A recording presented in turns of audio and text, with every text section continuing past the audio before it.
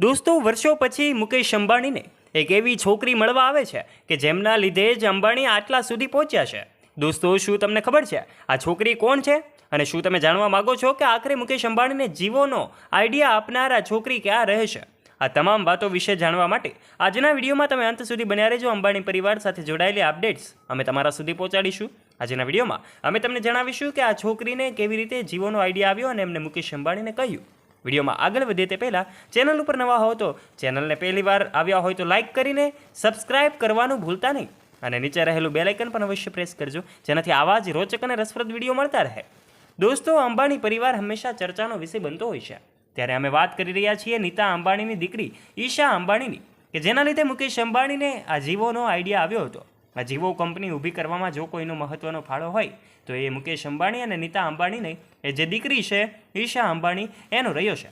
કારણ કે દોસ્તો, આ વાત એ સમયની છે કે જ્યારે ઈશા અંબાણી અભ્યાસ કરી રહી હતી. તમને જાણીને નવાઈ લાગશે કે મુકેશ અંબાણી અને નીતા અંબાણીની આ દીકરી બહાર અભ્યાસ કરી રહી હતી અને ત્યાં તેમને ઇન્ટરનેટનો ખૂબ ઇસ્યુ હતો. જ્યારે પોતાના પિતા સાથે વાત કરવી હોય ત્યારે તે વાત પણ કરી શકતી નહોતી, કારણ કે તે હોસ્ટેલમાં રહેતી હતી ને ત્યાં ઇન્ટરનેટનો જે બીજા બધા કાર્ડ છે એમનો, પરંતુ ત્યાં બીજી બધી ટેલિફોનિક જે કાંઈ કંપની હતી એ ટેલિકોમ કંપનીઓ ખૂબ સારી રીતે ચાલતી નહોતી. ત્યારે મુકેશ અંબાણીને આવીને પોતાની વાત કરે છે. આખરે તેઓ એક જીવોનું આઈડિયા પ્રસ્તુત કરે છે.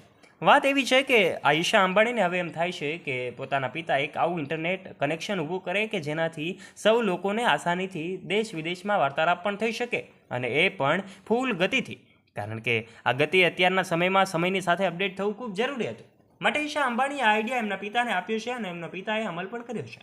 દોસ્તો, રાધિકા મર્ચન્ટનું જ્યારથી જ આ મુકેશ અંબાણીના ઘરમાં આગમન થયું છે ત્યારથી જ અનેક સુધારાઓ થયા છે. પહેલાં એમની દીકરી ઈશા અંબાણી જે ખૂબ ભાગ્યશાળી હતી અને એમણે આ જીવોનો આઈડિયા આપ્યો, અને આજે આપણે જોઈએ છીએ જીવો માત્ર દેશમાં નહીં પરંતુ વિદેશમાં પણ પહોંચી ગયું છે.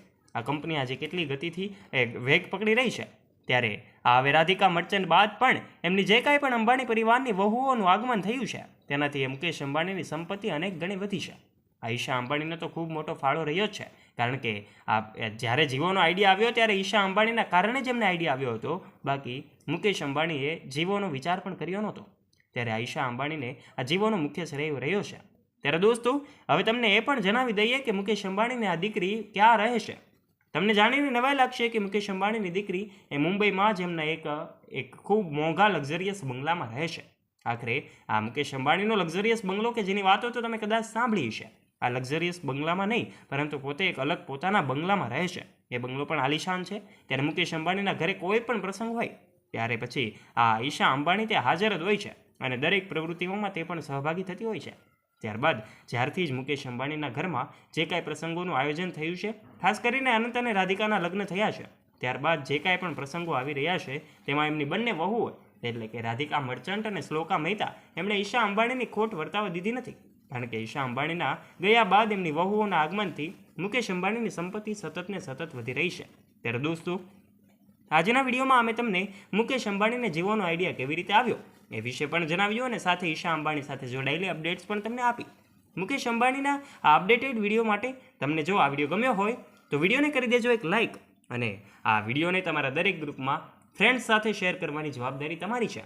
અને શું તમે જીવોનું કાર્ડ વાપરો છો તો કમેન્ટ બોક્સમાં કમેન્ટ કરીને જરૂરથી જણાવજો. અને જો વિડીયો ગમ્યો હોય તો વિડીયોને લાઇક કરીને આ ચેનલ ઉપર જો તમે પહેલીવાર આવ્યા હોય અને ચેનલ ઉપર નવા છો તો નીચે રહેલું બેલ આઇકન દબાવીને અત્યારે જ અમારી યુટ્યુબ ચેનલને સબસ્ક્રાઇબ પણ અવશ્ય કરી લેજો. ધન્યવાદ.